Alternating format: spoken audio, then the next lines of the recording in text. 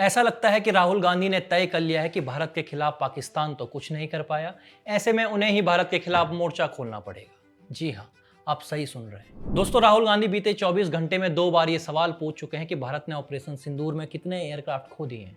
अब बताइए, पूरे विश्व में आज ये बात कोई भी देश या नेता नहीं कह रहा है कि भारत ने ऑपरेशन सिंदूर के दौरान कोई एयरक्राफ्ट खो दिया है, सिर्फ 2 को छोड़कर, एक पाकिस्तान और एक राहुल गांधी। आज पाकिस्तान भी भारतीय सेना पर सवाल उठा रहा है और राहुल गांधी भी। लेकिन राहुल गांधी किस आधार पर ऐसा कह रहे हैं? विदेश मंत्री के इस बयान पर कि हमने पाकिस्तान को पहले से ही सूचित कर दिया था। अब पहली बात तो ये कि इसका अर्थ ये था कि हम केवल आतंकियों पर हमला कर रहे हैं, सेना पर नहीं।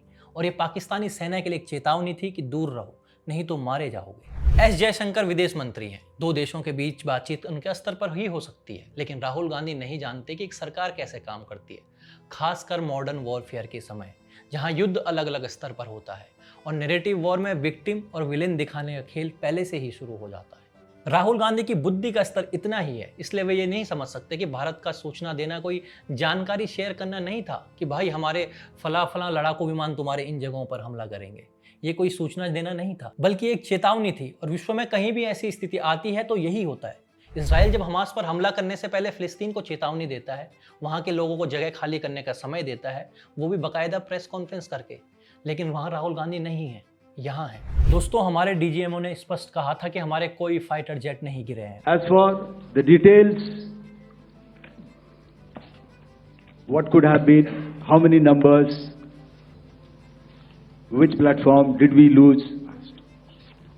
You know, at this time, I would not like to comment on that because we are still in a combat situation. And if I comment on anything, it will only be advantage adversary. So we don't want to give him any advantage at this stage.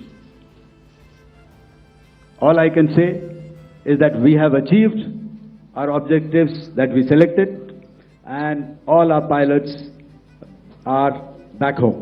Thank you. और हमारी सेना ने हर हमले का सबूत दिया है, लेकिन राहुल गांधी फिर भी कह रहे हैं कि फाइटर जेट गिरने का सबूत लाओ। अरे भाई, जो पाकिस्तान आज चीन अमेरिका की वैसाखी पर चल रहा है, वो भी सबूत नहीं दे पाया, फिर राहुल गांधी को कैसे पता चला कि हमारे एयरक्राफ्ट गिराए गए हैं? क्या राहुल गांधी भारत की एयरफोर्स, आर्मी और नेवी से बढ़कर हो गए हैं?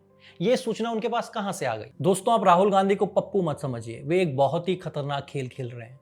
सबको पता था कि पाकिस्तान पर हमला किया जाएगा। प्रधानमंत्री मोदी पहले से ही चेतावनी दे चुके थे, सेना की तैयारियां भी दिख रही थी। तो क्या पाकिस्तान को नहीं पता था कि यह ऑपरेशन होने वाला है?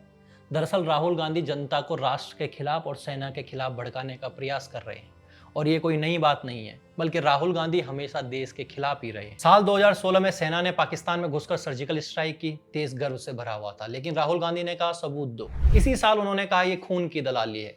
जब चीन की बात आती है तो कहते हैं चीन ने कब्जा किया और सरकार कुछ नहीं कर पा रही है। तो क्या वे जानबूझकर भारतीय सेना को कमजोर दिखाना चाहते हैं? 2022 में उन्होंने कहा कि अरुणाचल में चीनी सैनिकों ने हमारे जवानों की पिटाई की है। कोई भी जिम्मेदार नेता क्या ऐसा बयान खुलेआम देगा?